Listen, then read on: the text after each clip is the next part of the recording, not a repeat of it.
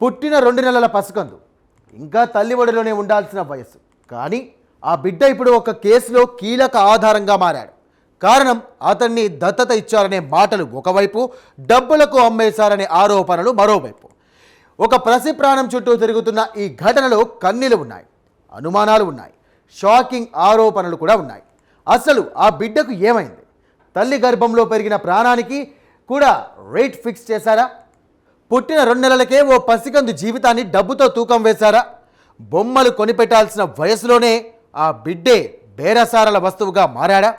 మెదక్ జిల్లాలో కలకలం రేపుతున్నటువంటి ఈ ఘటన వెనుక నిజమేంటి?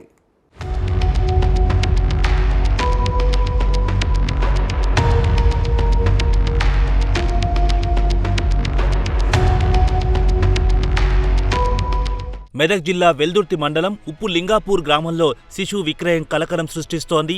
పుట్టి 2 నెలలు కూడా కాకముందే ఓ మగ శిశువు తల్లి ఒడికి దూరమయ్యాడు. తల్లి ప్రేమ కోసం ఏడవాల్సిన వయస్సులో అతని భవిష్యత్ ఇప్పుడు విచారణల మధ్య చిక్కుకుంది. ఓ పసికందు నవ్వులో దేవుణ్ణి చూస్తామని చెప్పుకునే సమాజంలో అదే పసి ప్రాణానికి ధరకత్తి అమ్మేయడం జిల్లా వ్యాప్తంగా చర్చనీయాంశంగా మారింది. భర్తను కోల్పోయిన మహిళ ఆర్థిక ఇబ్బందులు, కుటుంబ సమస్యలు ఇవన్నీ నిజమే కావచ్చు. కానీ ఓ ప్రాణానికి డబ్బుతో తూకం వేయడానికి అవి కారణాలుగా మారగలవా అనేది ఇప్పుడు అందరిని వెంటాడుతున్న ప్రశ్న. పేదరికం ఎంతున్నా, పరిస్థితులు ఎంత కఠినంగా ఉన్నా తల్లి ఒడిని విడిచి వెళ్లాల్సిన పరిస్థితి ఒక శిశువుకు ఎందుకు రావాలి అనే ప్రశ్న తలెత్తుతుంది.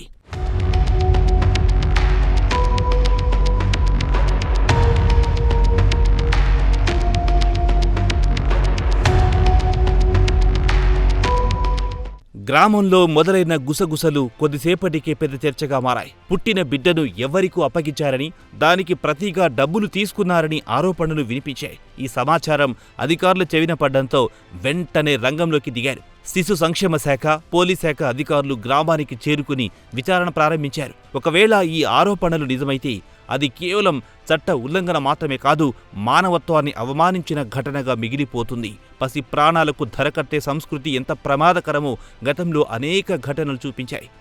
ఓసారి డబ్బు కోసం పిల్లలను విక్రయించే ధోరణి మొదలైతే అది సమాజానికి పెనుముప్పుగా మారుతుంది. పుట్టిన ప్రతి శిశువుకు జీవించే హక్కుంది, ప్రేమతో పెరిగే హక్కు ఉంది. కానీ కొందరి స్వార్థం, కొందరి డబ్బు దాహం ఆ హక్కులను కాలరాస్తుండగా బాధితుడిగా ఏమీ మాట్లాడలేని ఆ పసికందే అవుతున్నాడు.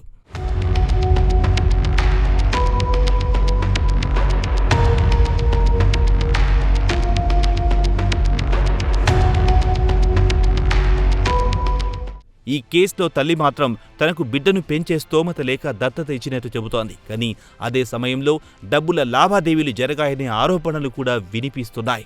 ఇక్కడే అసలు ప్రశ్న మొదలవుతోంది. నిజంగా దత్తత జరిగిందా, లేక దత్తత ముసుగులో విక్రయం జరిగిందా?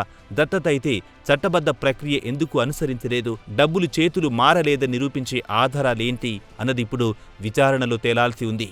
పేదరికం పేరుతో పిల్లలను అమ్ముకోవచ్చన్న భావన ఎక్కడైనా పెరుగుతుందంటే అది భవిష్యత్తులో మరిన్ని పసి ప్రాణాలను ప్రమాదంలోకి నెట్టే అవకాశం ఉంది. అందుకే ఈ కేసులో నిజాలు బయటకు రావడం అత్యంత కీలకం. శిశువును తీసుకున్న వారెవరు, మధ్యవర్తులున్నారా, డబ్బు చెల్లించారా అనే ప్రతి అంశాన్ని అధికారులు లోతుగా పరిశీలిస్తున్నారు.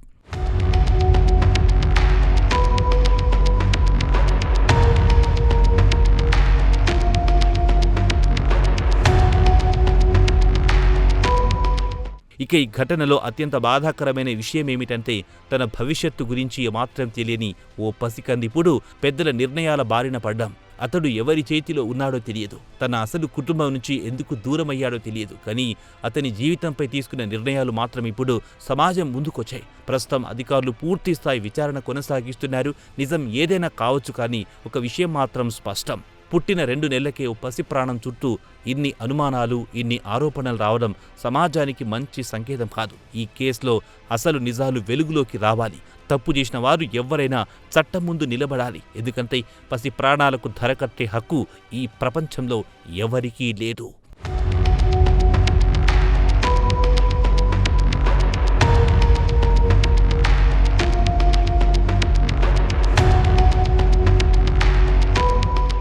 ఒక శిశువు అంటే కేవలం శరీరం కాదు, ఒక భవిష్యత్తు, ఒక కుటుంబం, ఒక జీవితం.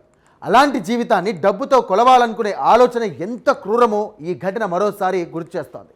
ఆరోపణలు నిజమైతే ఇది కేవలం శిశువు విక్రయం కాదు, మానవత్వాన్ని సైతం అమ్మేసినట్టే.